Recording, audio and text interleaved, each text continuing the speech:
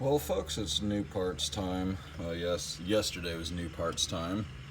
New Duraspark, I went ahead and paid the extra $8 and got the Edelbrock coil. New solenoid, and battery we knew about. The alternator, got the alternator bolt and got it installed. You'll see all those plug wires. The firing order was a complete mess.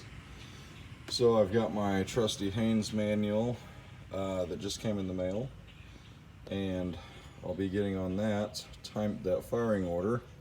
But before I do that, I did reach my finger back here, and I realized that timing belt is loose and or broken. So there's a new timing belt in the back of the car there.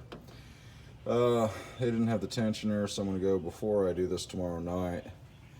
It's stupid hot out here, guys. It's like 95 degrees right now. Before we do that, tomorrow I'm going to go ahead and get the tensioner. That way it's all new, and I may just go ahead and get a water pump too, since I've got to get in there. Still looking for this part right here that goes from the breather to the cold air intake, and I'll just repair that, I guess, if I can't find one. Seat covers I'm not extremely happy with, but they're going to get me by for a while. Hopefully they'll kind of take better form in the future. Floor pan, that is repaired, not replaced. You see all that black paint over there? That's actually just painting over a weld. A buddy of mine came by and I ordered the floor pan. I'm not going to say what company because it was my own damn fault that I ordered the cheapest one I could find, but it was not a direct fit. It would have taken more metal work that was just outside of my skill level. So,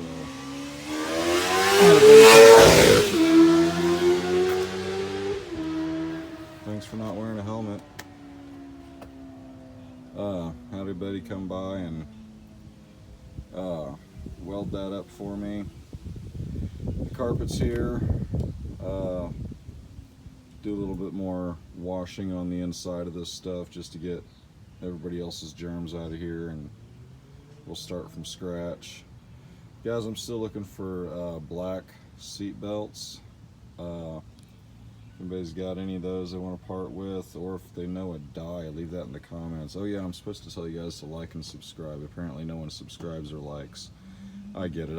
I'm the worst at it too. So ignition switch up there is going to need replaced. It actually doesn't stay in the on position. You have to hold it in the on position, which is no biggie. I think I'm pretty sure I can find one somewhere. Hopefully O'Reilly's has one, but if not.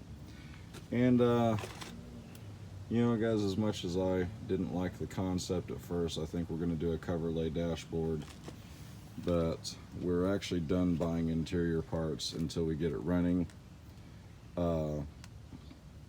I've also got to get new springs and shocks and all that stuff all the way around, and I got to get a new exhaust for it. We're not going to roll with a noisy exhaust. I want this thing quiet. It's not going to have a whole lot of horsepower. It's just the Lima 2.3, no turbocharge. But anyway, that's where we're at, guys. Leave any comments. If anybody's in the Southwest Missouri area and wants to come lend a hand, send me a message. I'll take a day off. We'll wrench around on it. See you guys.